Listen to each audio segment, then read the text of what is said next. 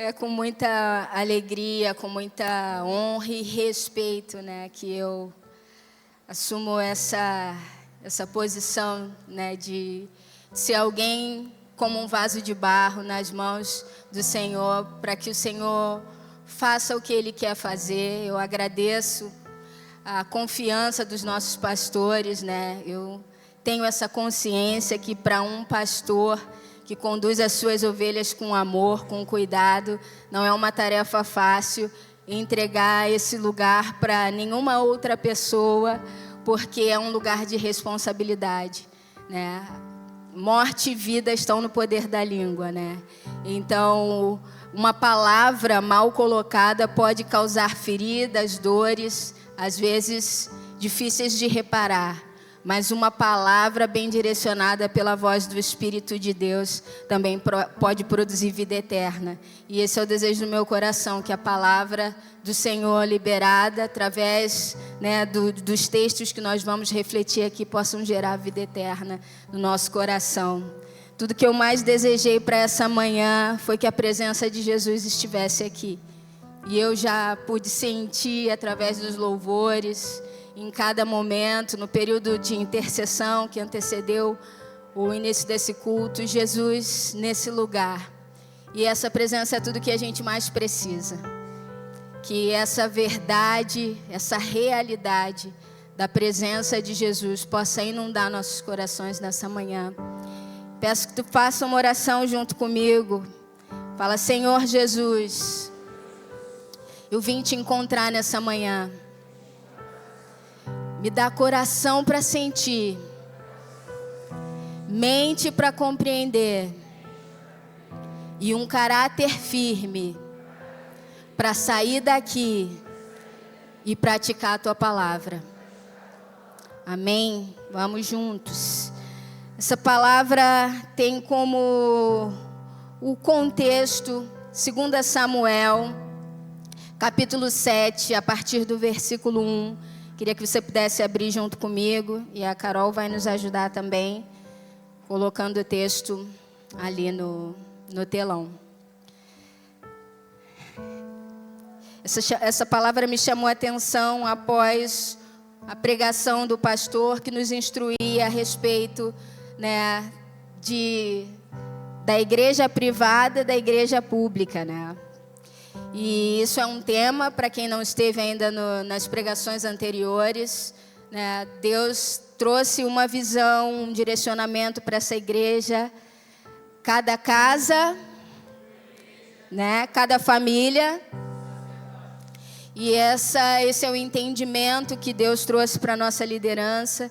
E nós estamos aprendendo a respeito de mais do que estar num lugar onde nós chamamos de igreja, a igreja pública. Deus nos convida a ser uma igreja privada nos nossos lares, né, no nosso ambiente.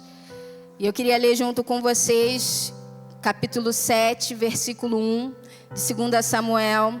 Quando o rei Davi já havia se estabelecido em seu palácio e o Senhor lhe tinha dado descanso de todos os inimigos ao redor, mandou chamar o profeta Natã. O rei disse: Veja, moro num palácio, uma casa de cedro, enquanto a arca de Deus está lá fora numa simples tenda.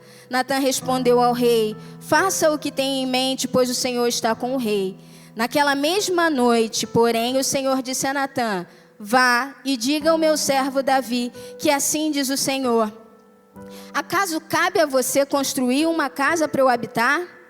Desde o dia em que tirei os israelitas do Egito até hoje, nunca morei numa casa.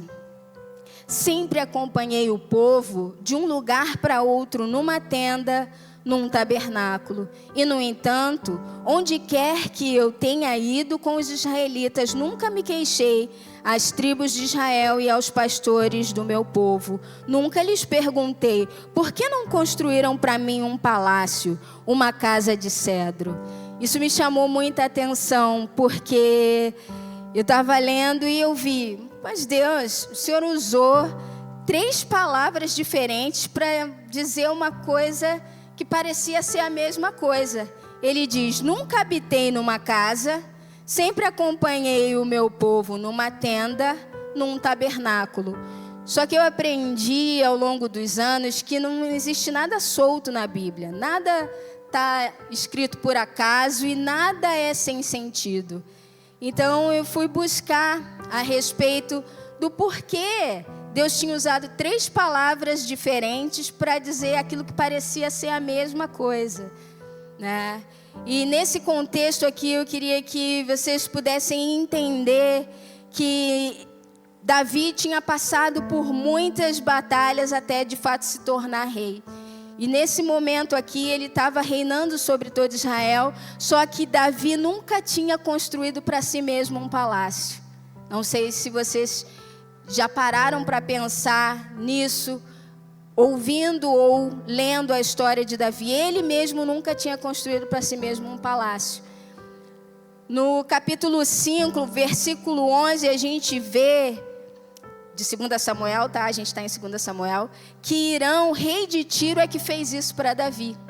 Então Davi, que amava a Deus acima de todas as coisas, ele se viu numa estrutura, um palácio que havia sido construído para ele, e ele olhou e observou que a presença de Deus estava contida numa tenda, numa estrutura que ele qualificou inferior a que naquele momento ele tinha, e Davi considerava Deus acima de todas as coisas. Então o desejo do coração dele foi genuíno. Eu não posso deixar a presença de Deus contida numa estrutura inferior ao palácio que eu moro.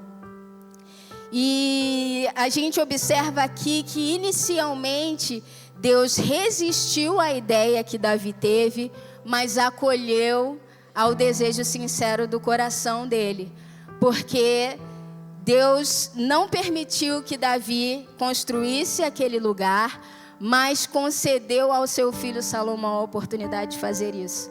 Embora Davi tenha se preparado, projetado, recolhido recursos com essa finalidade, foi Deus que no final fez uma promessa maior a Davi. Eu queria que vocês lessem junto comigo a continuidade do capítulo 7, no versículo 11, na parte B, diz: eu lhes darei descanso de todos os seus inimigos. Além disso, o Senhor declara que fará uma casa para você, uma dinastia real. E lá no final, no versículo 16, completa: sua casa e seu reino continuarão para sempre diante de mim, e seu trono será estabelecido para sempre. Essa era a promessa de Deus para Davi. Davi estava intencionando construir algo físico para Deus, e Deus estava pronto para construir algo eterno para Davi. Aqui nesse versículo, talvez não seja transparente à primeira vista, mas o que Deus está prometendo para Davi é Jesus. Essa dinastia que não tem fim, esse reinado que nunca acaba, esse descendente que viria e se assentaria no trono para sempre é Jesus. Jesus veio da linhagem de Davi. Então esse diálogo ficou mais profundo do que simplesmente a construção de um lugar físico. Deus estava prometendo algo eterno, um reinado que nunca ia ter fim. Então aqui começa o contexto da nossa meditação, e eu peço que o Espírito Santo esteja ministrando ao coração de cada um, porque eu vou usar figuras de linguagem para falar de coisas profundamente espirituais, e você precisa me acompanhar nessa meditação. Então a primeira reflexão é: o propósito da construção do lugar físico é a presença. Não existe riqueza nesse ajuntamento sem a presença. Não existe beleza nessa estrutura física se a glória de Deus não enche o lugar. Então aqui começa a nossa meditação. O desejo de Deus sempre foi habitar no meio do seu povo. O desejo de Deus sempre foi estar, né? Desde lá do Éden, a gente pode refletir lá em Gênesis 3, se você quiser abrir ou não, depois você pode ler em casa também. No versículo 8, quando houve aquela quebra do relacionamento através da entrada do pecado, da desobediência, né? A Bíblia diz que a presença de Deus vinha na viração do dia encontrar com Adão e Eva, né? Só que naquele dia fatídico, Deus procurou Adão naquele lugar de encontro e ele não estava lá. E acontece a pergunta de Deus que ecoa até hoje. Talvez Ele esteja fazendo essa pergunta para alguns aqui. Onde você está? Porque eu estou sentindo falta da tua presença no lugar de encontro. E quem faz essa separação desse lugar de comunhão e relacionamento é o pecado. É o pecado que muitas vezes resiste em permanecer agarrado no íntimo, né, de cada um de nós, mesmo tendo sido feito um sacrifício naquela cruz e que nós celebramos no domingo passado, né? Então o contexto é que desde o Éden, o desejo de Deus era o encontro, era o relacionamento, né? E o pecado entrou, então essa presença de Deus já não estava mais acessível. A gente nota que quando Deus pergunta para Adão, onde você está? Ele não soube dizer onde ele estava. Ele disse a respeito do que tinha acontecido e que ele tinha tido medo e se escondeu. Então a gente observa que a primeira consequência desse afastamento é um sentimento de medo da presença de Deus, que não havia antes, gerando um afastamento, um distanciamento. Ele agora já não sabia o caminho de volta para a presença. E ele se escondeu. De forma inútil, né? Porque o nosso Deus tudo conhece, tudo sabe, tudo vê. Mas era o sentimento de constrangimento que o pecado causa, né? Então, desde aqueles dias, Deus encontrou meios de se manifestar à humanidade. Nós ouvimos aqui, há 2 semanas atrás, o Benhur nos trouxe o exemplo de Noé, né? Deus se revelou a Noé, deu a ele a instrução de construir também um lugar, uma arca, para que promovesse naquela ocasião salvação para a humanidade, né? E então a gente observa que Deus ao longo da história se manifestou de diferentes formas, independente de uma estrutura física específica. A gente observa que Deus se revelou a Abraão, que talvez possa ser um exemplo muito claro da história de muitos de nós. Eu, por exemplo, que vim de uma família idólatra, né? Abraão tinha vindo de uma família idólatra e Deus se revelou a ele. Abraão era de Ur dos Caldeus e Deus se revelou a ele. A Bíblia diz que entre Ai e Betel ele construiu um altar para Deus. E a gente observa também que essa aliança que foi feita entre Abraão e Deus, ela foi postergada pelas gerações. E depois a gente continua lendo a história, a gente observa que Jacó, fugindo do seu irmão, ele foi reclinar a cabeça numa pedra justamente naquele lugar, que ele chamou de Betel. E eu não sei se vocês sabem que a palavra Betel significa casa de Deus. Bet, casa, El, Deus. Então a gente vê que Deus foi envolvendo a humanidade com pequenos encontros, pequenas revelações ou grandes revelações de quem Ele é. Porque esse sempre foi o desejo dele. Então a gente observa aqui que mais importante do que a estrutura é ser o lugar do encontro. É ser a pessoa a quem Deus encontra e se revela. Quantos querem essa revelação da presença de Deus nessa manhã? É tudo que eu mais quero nessa manhã. E eu queria observar com vocês o significado dessas 3 palavras, que na ordem em que elas aparecem no texto, eu vou mostrar para vocês. Casa, né, do hebraico bait, significa templo, palácio, casa, habitação. Mas também a gente observa que Deus usou essa palavra 2 vezes. Quando se tratava do que Davi queria construir, e aí sim, lugar físico, casa de cedro. E aquilo que Deus intencionava construir uma linhagem, uma dinastia. Então, Bait significa tanto um lugar físico quanto uma linhagem. A gente observa também que Deus usou a palavra tenda, que significa ohel, no hebraico, que é uma habitação provisória. Hoje ela está aqui, amanhã ela pode estar lá. Uma habitação que pode mudar o espaço físico dependendo do tempo, né? E o tabernáculo, Mishkan, do hebraico, que significa morada portátil. Então a gente vê que Deus estava inicialmente rejeitando um lugar físico, porque o desejo dele era se mover junto com o povo.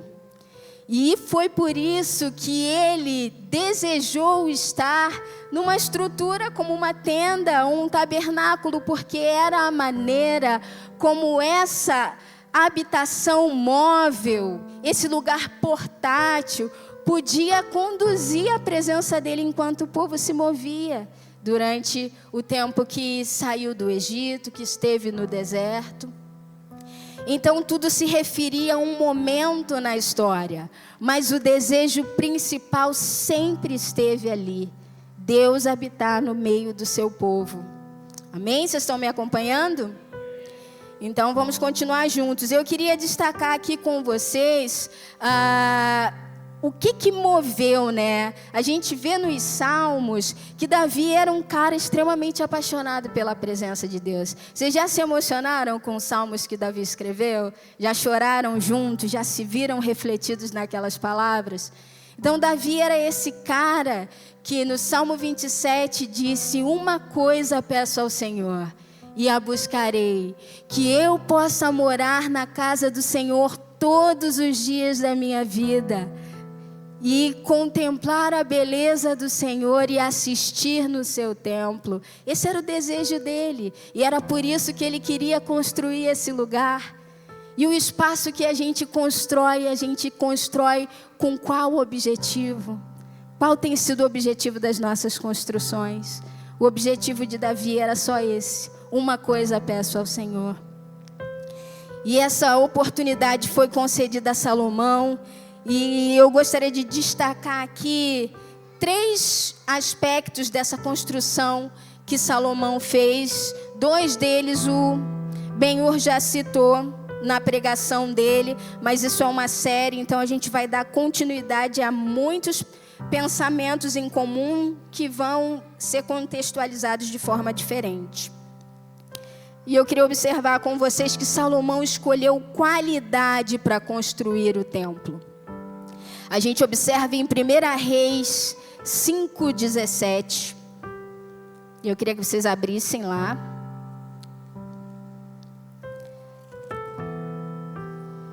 Em 1 Reis 5:17 a gente vê: por ordem do rei, eles extraíram grandes blocos de pedra de alta qualidade e os modelaram para o alicerce do templo. Então não foi qualquer pedra, não foi qualquer negócio que ele usou. Como o Ben-Hur falou, né, essa é uma parte importante da edificação, é aquilo que você escolhe como material para edificar. E ele mencionou a importância do cedro. O cedro é considerado uma madeira nobre, de uma árvore que tem profundidade. Quem lembra dessa mensagem que o Ben-Hur trouxe? Não é uma árvore qualquer de raiz superficial, é de raiz profunda. Então, uma árvore de raiz profunda gera uma qualidade de madeira que resiste aos açoites do vento, e ela se torna a madeira escolhida para a engenharia naval, para que os navios que vão enfrentar grandes tempestades tenham uma madeira de qualidade. Então aqui a gente volta o nosso olhar para a importância de escolher o material com que a gente faz a nossa construção. Porque a Bíblia diz que é no final que o construtor recebe a recompensa. Se resistir ao fogo, recebe a recompensa. E às vezes a gente não se dá conta que a gente está escolhendo palha para fazer construções. então essa construção, quando for provada pelo fogo, ela não vai permanecer. Então isso é um valor que a palavra de Deus nos ensina, e eu gostaria que vocês segurassem esse valor como entendimento. Outro aspecto que eu queria observar com vocês, e isso foi algo que Deus me apertou o coração quando eu li. As pedras tinham o seu lugar de entalhe. E olha que coisa interessante que a Bíblia diz. No capítulo 6, ainda de 1 Reis, versículo 7. O acabamento das pedras usadas na construção do templo era feito na própria pedreira, de modo que, escuta isso, não havia barulho algum de martelo, machado ou qualquer outra ferramenta de ferro no lugar da construção. E olha que preciosidade, não tinha quebradeira no lugar da construção, porque as pedras eram antecipadamente talhadas em um lugar próprio. E eu quero dizer para vocês que um ambiente como esse é um lugar que Deus prepara para talhar pedras. Um seminário de casais, quem está vindo aí, quem é casado que está vindo, são as pedreiras que Deus prepara para entalhar as pedras, para evitar o barulho de quebradeira no lugar da construção. Porque quando as pedras são antecipadamente preparadas num lugar próprio para isso, a gente evita o barulho da quebradeira no ambiente da casa. Então, por isso que a pastora disse, se não vier no seminário, não adianta me chamar lá em casa. Porque existe lugar que Deus preparou para promover ajustes na nossa vida, para evitar os atritos no ambiente da casa, ou nos lugares onde nós fomos chamados para edificar. Às vezes é o ambiente do trabalho, e quando nós não estamos ajustados, nós causamos atrito e quebradeira.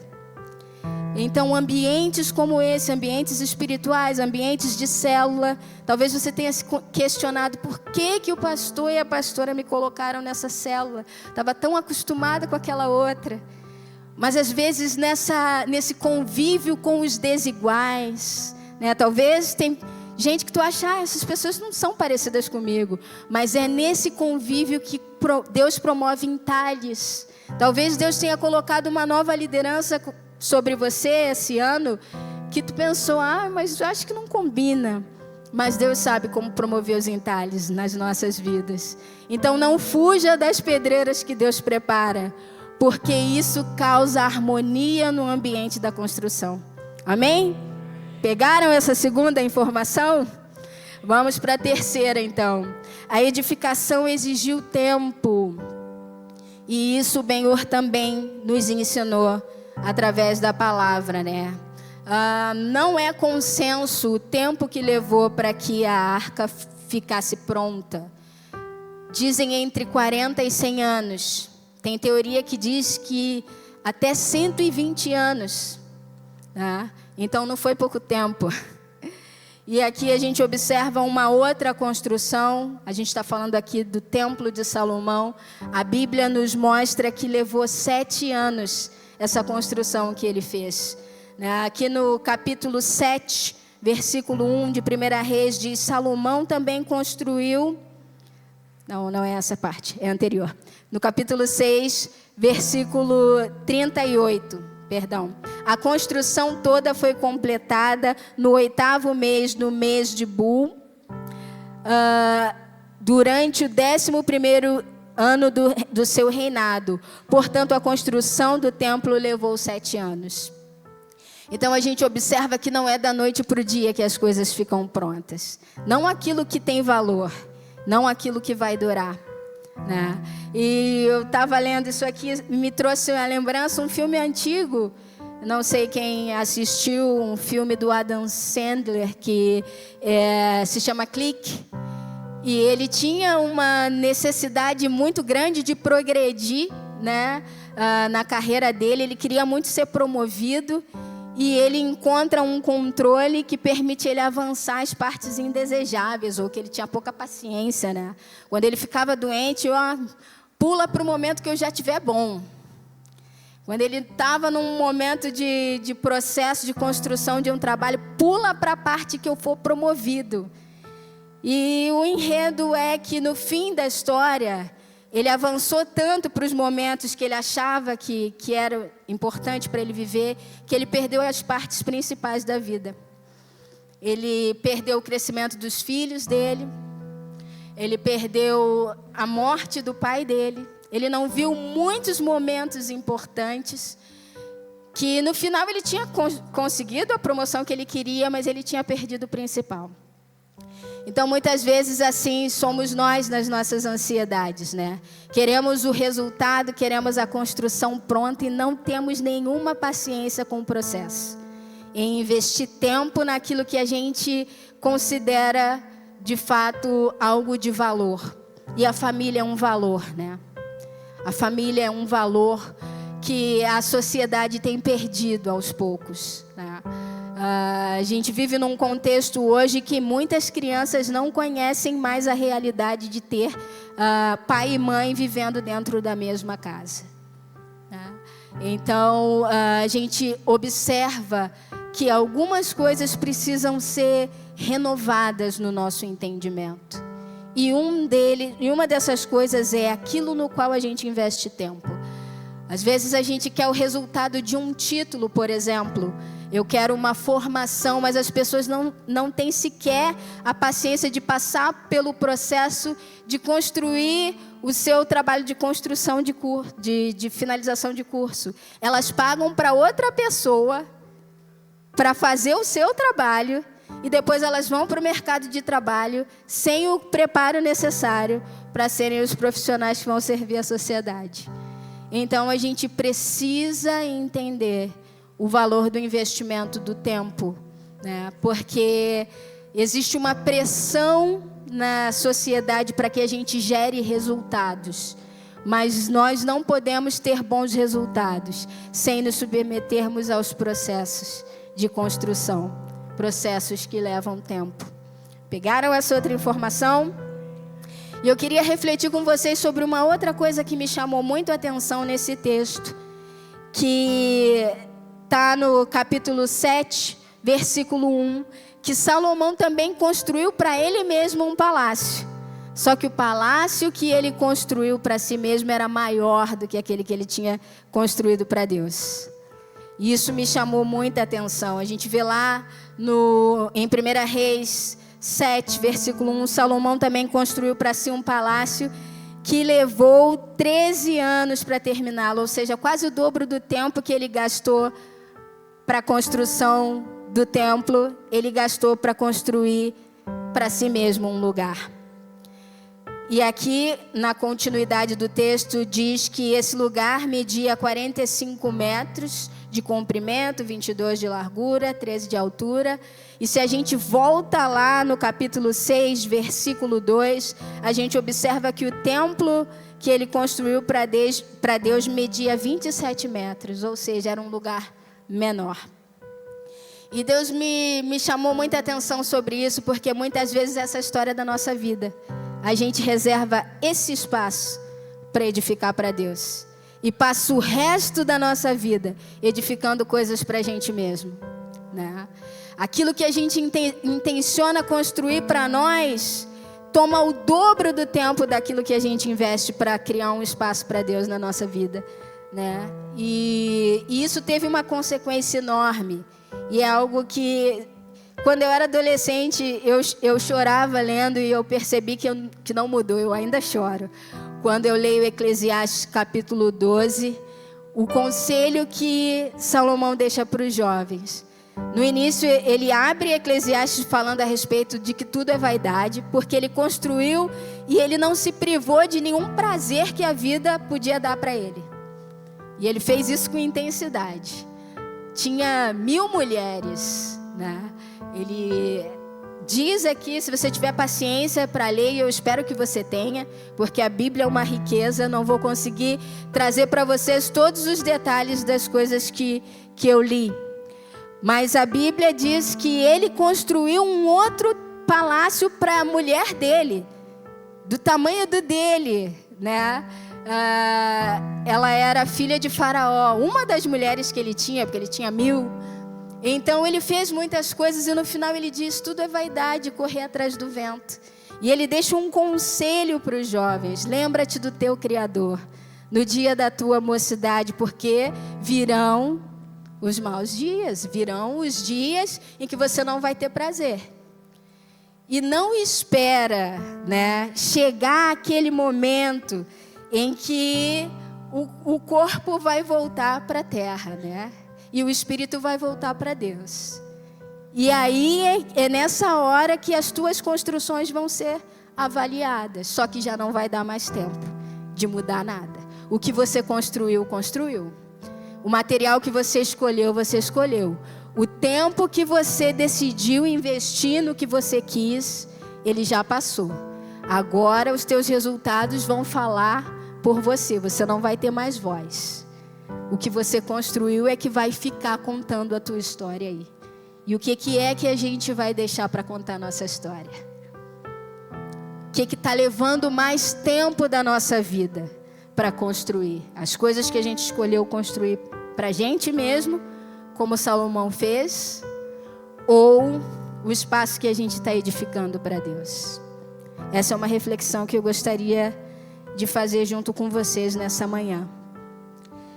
Vamos prosseguir na nossa reflexão, que ainda tem coisas ainda mais, não posso perder nenhum tempo. Havia também um homem chamado Moisés. Moisés, ele construía uma tenda fora do acampamento para estar com Deus. E as pessoas iam lá para pedir conselhos a Moisés. E a Bíblia diz, pode colocar, Carol, essa imagem da tenda, que uma nuvem ficava sobre aquela tenda. E ela era um símbolo da presença. Deus estava ali falando com Moisés, dando direcionamento a ele para o povo, né? A gente pode ler junto essa palavra, está em Êxodo 33, para não ficar só nas minhas palavras aqui, dizer: a Aline tirou isso da onde? Êxodo 33, no 7. Moisés costumava montar uma tenda fora do acampamento, a certa distância dele, e chamava a tenda da reunião. Quem quisesse fazer uma petição ao Senhor, ia até essa tenda, fora do acampamento. Sempre que Moisés se dirigia a essa tenda, todo o povo se levantava e permanecia em pé, cada um junto à entrada da sua própria tenda. Observavam Moisés até ele entrar na tenda. Logo que Moisés entrava, uma coluna de nuvem descia. Coisa boa, né? E ficava suspensa no ar, à entrada da tenda, enquanto o Senhor falava com ele. Quando o povo via a nuvem à entrada da tenda, cada um permanecia à frente da sua própria tenda e se curvava.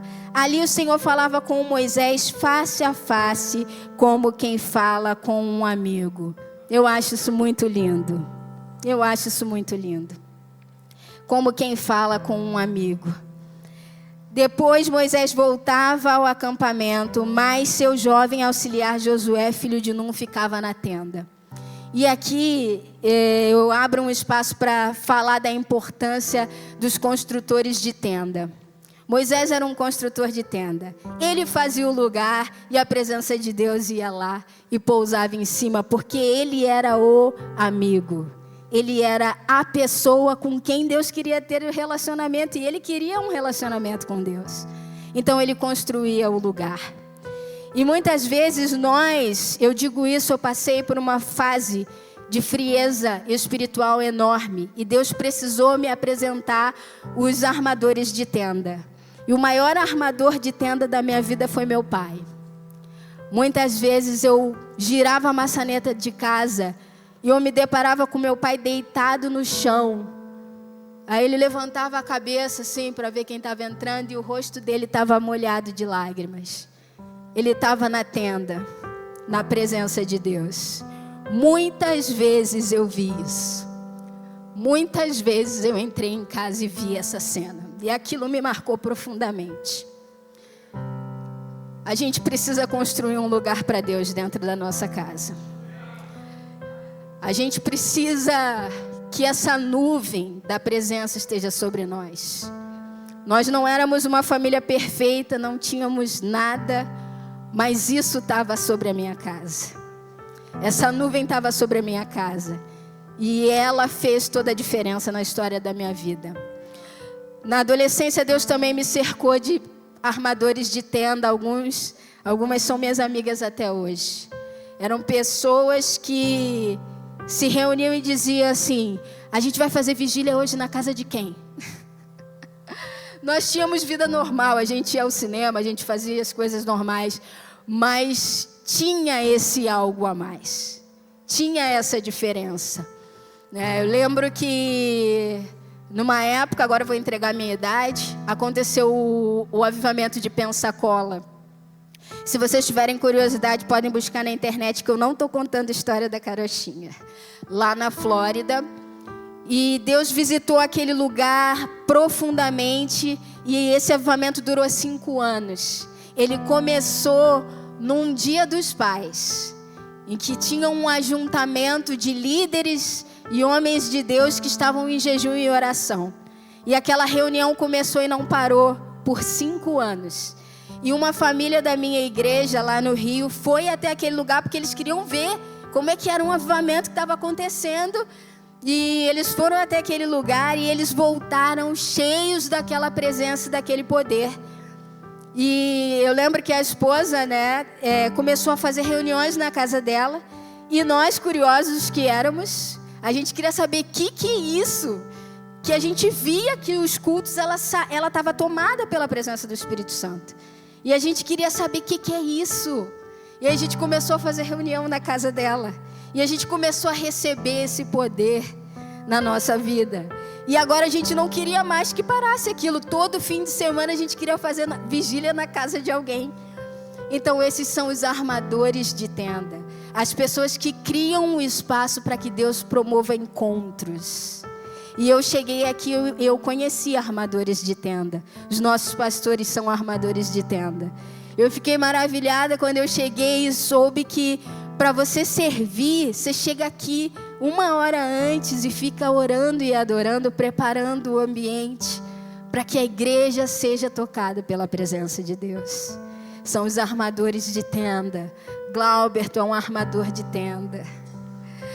Laírton, Tati, muitas vezes tive a oportunidade de ser acolhida por ambientes que eles prepararam, para que a presença de Deus pudesse se manifestar. E esse é o convite de Deus para cada um de nós, para que nós sejamos aqueles que preparam um lugar, para que Deus promova encontros, porque tudo que Ele quer é se manifestar no nosso meio. Amém?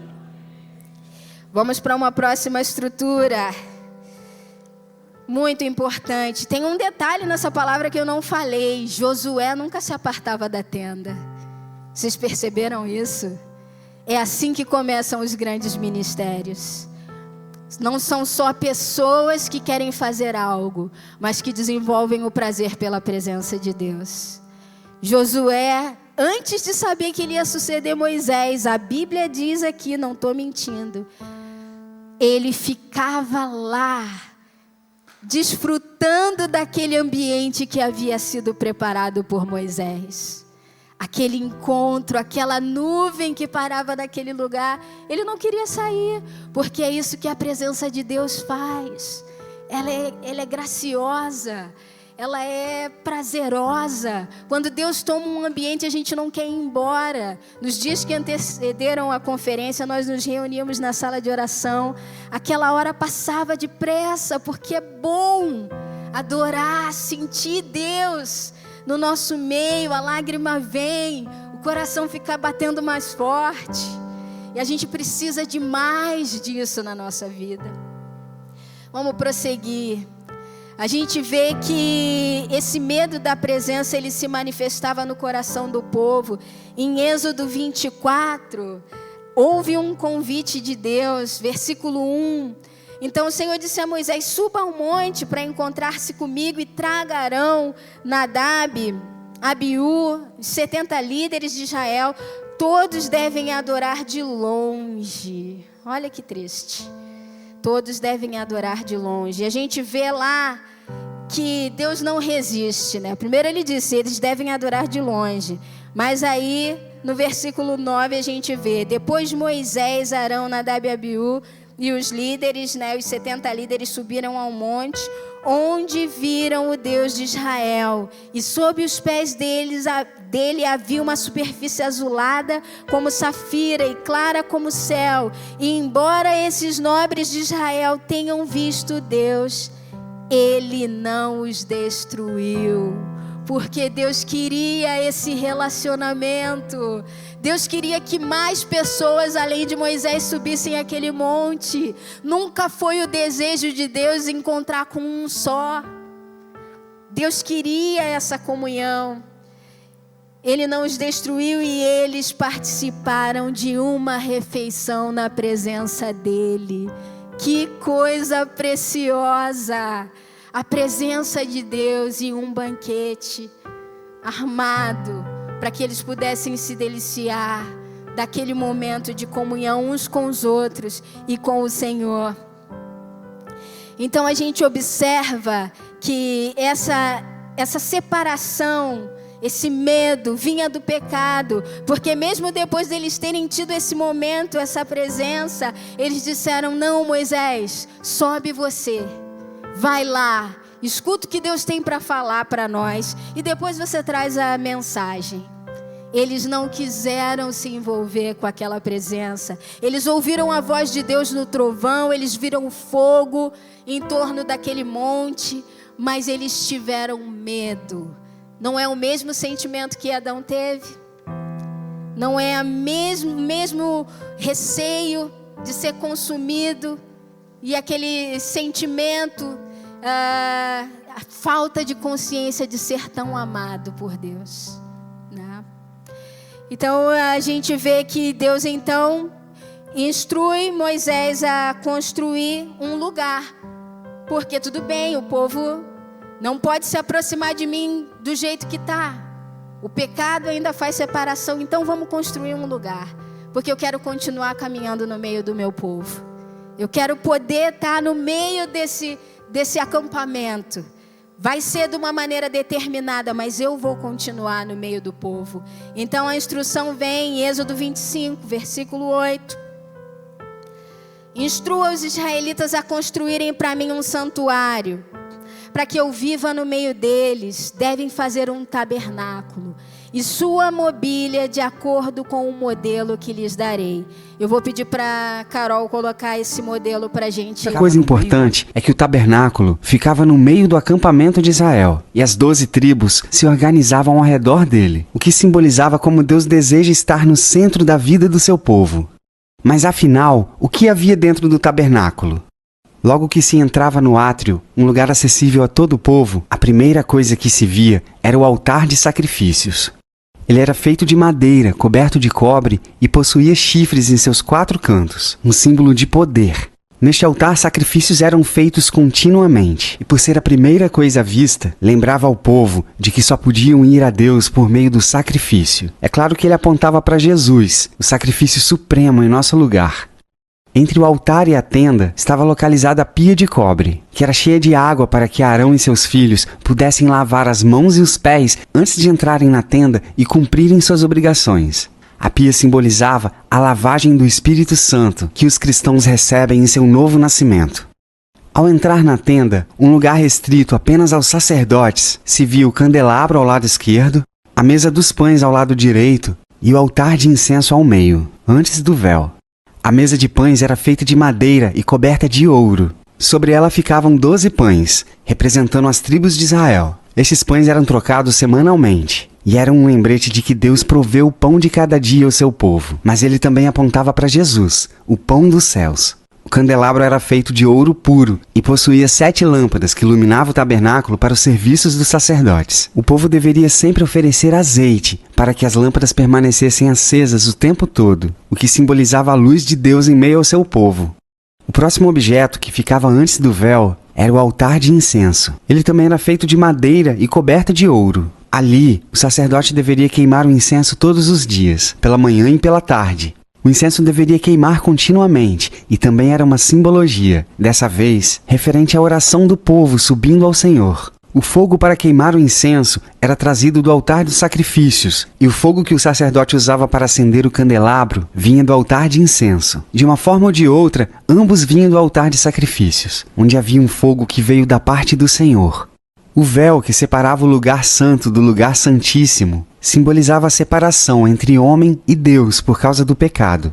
Os sacerdotes entravam no lugar santo todos os dias para ter comunhão com Deus, cuidar do altar de incenso, do candelabro e da mesa, mas eles não podiam ultrapassar aquele véu.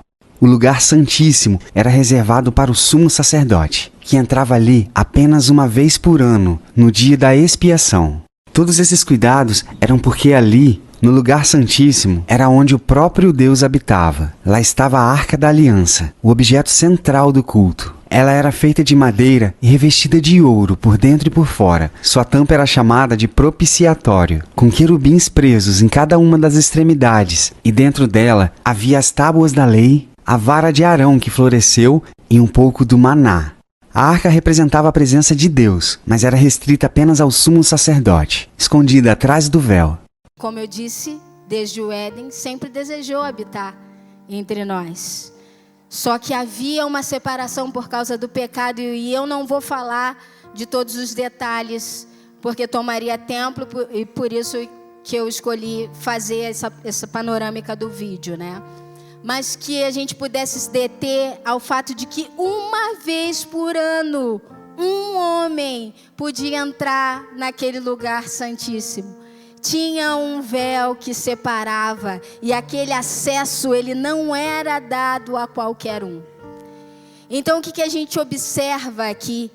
Que Jesus, como a gente celebrou no domingo passado, através do seu sacrifício, em Marcos 15 diz que quando ele expirou, esse véu se rasgou do alto a baixo, e esse lugar que fazia separação, que dizia aqui você não pode entrar, é santo demais, é o lugar da presença. Esse sangue nos cobriu e nos deu acesso a esse lugar. Então não existe mais separação. Jesus, através do seu sacrifício, do seu sangue, abriu esse caminho para que nós pudéssemos entrar nesse lugar de comunhão e relacionamento e nunca mais sair dele. Não é para ser um encontro eventual, não é para se resumir a uma manhã como essa. É algo que está à nossa disposição, é permanente, é um sacrifício vivo que valeu para sempre. E eu gostaria de ler isso com vocês em Hebreus 4.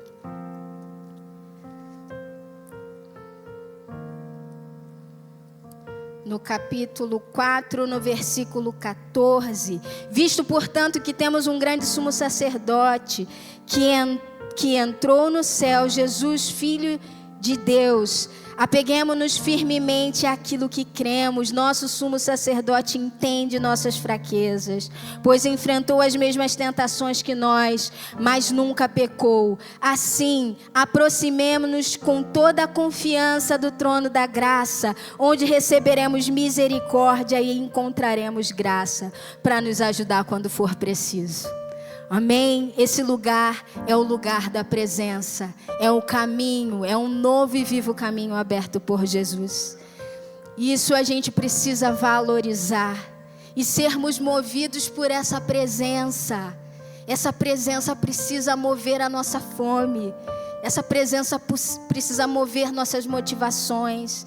E eu queria rapidamente observar com vocês que a gente pode amar a Deus, mas ser movido por resultados. Eu queria observar com vocês o que aconteceu com a família de Noemi, lá em Ruth, capítulo 1. Eles passaram por uma fome, eles passaram por uma situação de privação, de escassez. Então eles decidiram se mudar de Belém para Moabe, né? E não vou me ater nos detalhes, né?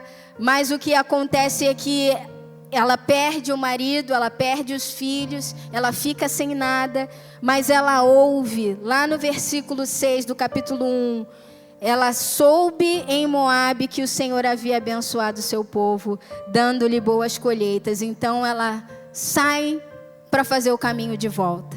E muitas vezes esse é o convite de Deus para nós. Fazer o caminho de volta de um lugar que Ele nunca mandou que a gente tivesse saído.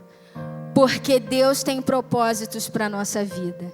E não são os resultados que precisam determinar nossas decisões, o nosso lugar.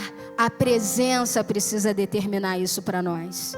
Então, quando ela volta, e tem muitos detalhes aqui, Ruth decide voltar com ela. E isso tem um valor fundamental, porque eles foram para Moabe, mas eles preservaram o culto a Deus. Porque de outra forma, essa mulher não teria escolhido deixar a terra dela, o povo dela, os deuses dela, para ir acompanhar uma viúva sem nada para um lugar que ela nem conhecia. Então só podia ter presença de Deus na vida de Noemi e naqueles filhos, porque de outra sorte, como é que Ruth teria algum fundamento para fazer uma escolha tão difícil como essa? E ela está mostrando aqui, né, que ela estava disposta a manter uma aliança, pastor, não só com Noemi, na escassez de Noemi, mas com esse Deus, porque ela diz que Deus me castigue se outra coisa, senão a morte me separar de ti, né? Onde você habitar, eu vou habitar, o seu Deus será o meu Deus. Então Ruth estava fazendo uma aliança com Noemi e com o Senhor. E Deus muda a sorte dessa família, elas voltam sem nada. Noemi é amargurada com aquela situação, mas Deus transforma aquele cenário de caos e escassez numa bênção maravilhosa, e Ruth é inserida na genealogia de Jesus. Olha que propósito eterno. De uma escassez, de uma viuvez, uma grande promessa. Ela encontra com Boaz, se casa. Se vocês ainda não leram, leiam essa história. Gera Obed, Obed gera Jessé, Jessé gera Davi, e Jesus é da genealogia dessa família. Que coisa preciosa, isso nos ensina, porque muitas vezes nós achamos que o lugar que a gente deve estar é o lugar onde os resultados estão acontecendo, e muitas vezes os cenários que Deus nos aponta, muitas vezes são cenários desfavoráveis. Quando eu vim para cá, eu não tinha escolhido Bagé, mas Deus tinha escolhido Bagé para mim, e eu cheguei aqui no inverno frio. As paredes do lugar que eu ia ficar mofadas, mal arejado, e parecia que aquilo ali era a pior escolha. E eu quero testemunhar para vocês, e vocês vão ver isso nos jornais nos próximos dias, que passados aproximadamente 4 anos, o lugar que era cenário desfavorável ganhou uma construção que vai ser inaugurada daqui a alguns dias. O primeiro posto de criminalística avançado, com tudo novinho, tudo maravilhoso, equipamentos de última geração, e eu faço parte da primeira geração que vai ocupar esse lugar. Cheguei aqui desfavorável, e o Senhor preparou um lugar, porque a palavra dele chega primeiro. E quando a gente obedece, às vezes ele aponta para um deserto, e quando a gente chega lá, tem fonte de águas. Amém? A segunda coisa que eu queria ver com vocês é que existem as pessoas que confiam nos rótulos, dependem das placas. E eu confesso para vocês que eu entrei aqui porque eu vi uma placa pela primeira vez. E depois de um tempo, Deus arrancou aquela placa. E Ele me mostrou que Ele tinha me trazido até aqui, não por causa de uma placa, mas por causa da presença de Deus que está nesse lugar. A gente observa através da vida da mulher samaritana que ela foi junto ao poço, e eu vou contar a história muito bem rapidinho para vocês entenderem. Jesus passou por lá de propósito para promover aquele encontro, porque Jesus faz isso. E ele pede água para ela, ela não entende por que ele pediu, né? E aí ele diz para ela: se você soubesse quem está falando contigo. E a gente vê essa referência em João 4, se vocês quiserem olhar lá, mas eu vou contando para ser rápida. A partir do versículo 10, eles estabelecem um diálogo. Ela diz: você tem água para me dar como? Em outras palavras, você não tem balde, você não tem corda, o poço é fundo. E essas são as pessoas que muitas vezes, como eu e você, sabe medir todo o cenário, mas não conseguem reconhecer que estão diante da presença do próprio Deus. Ela estava diante da presença de Jesus e tudo que ela sabia pensar era no poço, no balde, na corda. E eles começam a aprofundar o diálogo, e aí entra o diálogo dos diálogos, onde ela pergunta onde se deve adorar. E isso vale a pena a gente ler, né? No versículo 20. Vocês já abriram lá? Só eu que não abri? A Carol botou ali para nós? Então tá. Versículo 20. O Senhor deve ser profeta. E aí no versículo 20. Então, diga-me por que os judeus insistem que Jerusalém é o único lugar de adoração, enquanto nós samaritanos afirmamos que é aqui, o Monte Gerizim. E aí vem aquele diálogo maravilhoso. Creia em mim, mulher, está chegando a hora em que já não importará se você adora o Pai nesse monte ou em Jerusalém. Vocês samaritanos sabem muito pouco a respeito daquele a quem adoram. Nós adoramos com conhecimento, pois a salvação vem por meio dos judeus. Mas está chegando a hora, e de fato já chegou, em que os verdadeiros adoradores adorarão o Pai em espírito e em verdade. Então, mais importante do que a placa, o lugar, é ser esse lugar de encontro, é ser a pessoa a quem Jesus está buscando, é ser o adorador que o adora em espírito e em verdade, porque é nesse lugar que ele se manifesta. Essa é a chave que Jesus está entregando para nós nessa manhã. Amém? E para a gente fechar, eu quero olhar com vocês que também existem os que estão no lugar certo, mas com a mente errada. E isso é profundo, e se você não prestou atenção em nada do que eu falei até agora, preste atenção nisso aqui. Porque eu creio que Deus quer nos instruir para algo que nós precisamos viver nesses dias. Habitualmente a família de Jesus ia até o templo e numa determinada feita, eu quero ler com vocês em Lucas 2, a partir do 41. Todos os anos os pais de Jesus iam a Jerusalém para a festa da Páscoa. Quando Jesus completou 12 anos, foram à festa, como de costume. Terminada a celebração, partiram de volta para Nazaré, mas Jesus ficou para trás. Olha que grave. Jesus ficou para trás, em Jerusalém. Sem que seus pais notassem sua falta, pensaram que ele estivesse entre os demais viajantes. Mas depois de caminharem um dia inteiro, começaram a procurá-lo entre os parentes e amigos. Como não o encontravam, voltaram a Jerusalém para procurá-lo. Por fim, depois de 3 dias, acharam Jesus no templo, sentado entre os mestres da lei, ouvindo-os e fazendo pergunta. Pessoal, que texto! O pai e a mãe de Jesus seguiram viagem sem ele, achando que ele estava entre os familiares, entre aquele trajeto que eles costumavam fazer de hábito, entre as coisas que eles já estavam acostumados, mas Jesus não estava lá. Tinha sido esquecido no templo. E essa é a história de muitos de nós, que muitas vezes limitamos o nosso relacionamento com Deus a esse lugar físico. E quando saímos dessa porta para fora, deixamos a presença dele aqui. E começamos a nossa rotina da semana e seguimos a nossa viagem sem perceber que ele não foi junto. Tomamos decisões, fazemos escolhas, assinamos contratos, assinamos divórcios, entramos em relacionamentos, saímos de relacionamentos. Não percebemos, Jesus não foi com a gente para casa.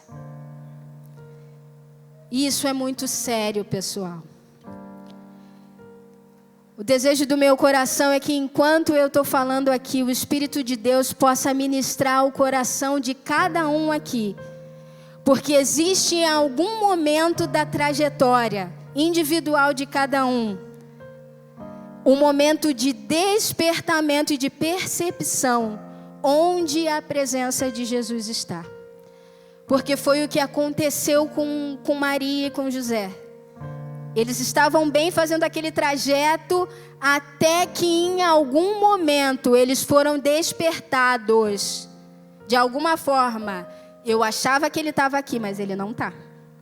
Já tem um tempo que eu não escuto a voz dele. Já tem um tempo que eu não sinto o toque dele. Já tem um tempo que eu não sinto essa presença aqui na minha volta. Eu achava que ele estava, mas ele não está. Então essa é a manhã em que o Espírito de Deus nos convida a fazer essa reflexão. Onde é que a presença de Jesus está? Será que a gente avançou viagem, seguiu adiante, achando por costume que Ele estaria lá envolvido nas coisas que a gente faz no dia a dia, nos nossos hábitos, mas nós não temos mais ouvido a voz? Será que aqui é o único lugar que você escuta essa voz? Será que esse toque dessa presença está restrito, confinado a esse ambiente aqui? Ou quando você sai, você leva essa presença junto? E eu queria convidar os músicos para me ajudarem nesse momento, porque esse é um momento, uma manhã de encontro com a presença de Deus. Deus nos chamou até aqui, não para que vocês me ouvissem falar, não para que a gente fizesse um ajuntamento comum, mas que a gente pudesse desfrutar de uma manhã de despertamento. Porque mais do que estar num lugar, Ele nos chamou para ser um lugar. A gente vê que em 1 Coríntios 3,16, Deus nos diz que nós somos o templo. Nós somos esse lugar. Nós somos chamados para ser esse lugar da habitação de Deus. E muitas vezes nós não nos damos conta da responsabilidade que é isso. Do compromisso que temos de não seguir viagem, de não ir adiante, sem perceber que Ele não foi conosco. E isso não tem a ver com o título que a gente carrega, com o que a gente faz dentro da igreja, com o tempo de igreja que a gente tem. Talvez você entrou aqui pela primeira vez, você nunca nem ouviu metade dos nomes que eu citei aqui. Ruth, Noemi, mas você pôde sentir a presença de Deus aqui. Isso é uma linguagem que a gente não explica. Isso é algo que o Senhor nos revela, imprime dentro de nós. Muitas vezes nós fazemos coisas dentro da casa. Muitas vezes nós somos líderes na casa. E nos acostumamos com o ambiente espiritual, com todas as coisas que fazemos, com todas as coisas que ao longo de tantos anos, vimos acontecer. Se botar no piloto automático, a gente faz tudo. Mas Deus não nos chamou para isso, para reproduzir práticas, para fazermos um ritual. Deus nos convida para um relacionamento, para termos prazer na sua presença, para sermos aqueles que dizem como Davi: uma coisa eu te peço, e a buscarei, que eu possa morar na casa do Senhor todos os dias da minha vida, que eu possa contemplar a tua beleza, que eu tenha prazer em estar contigo. Talvez seja difícil para cada um de nós, dentro da correria do nosso dia, criar esse lugar de intimidade, criar esse lugar de comunhão, mas foi para isso que Deus te trouxe.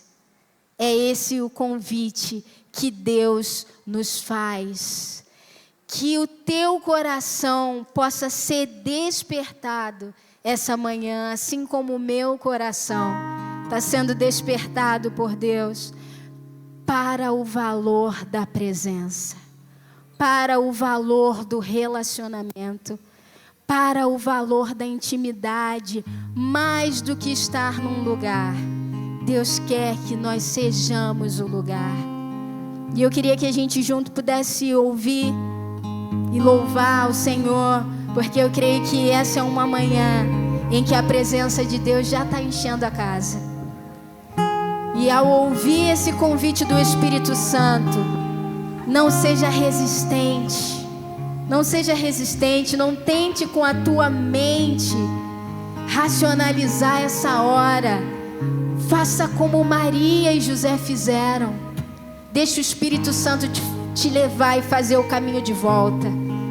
Faz o caminho de volta, não importa onde você foi, o quanto você se distanciou. Essa é uma manhã de reencontro. É uma manhã da presença de Deus. Vamos adorar o Senhor.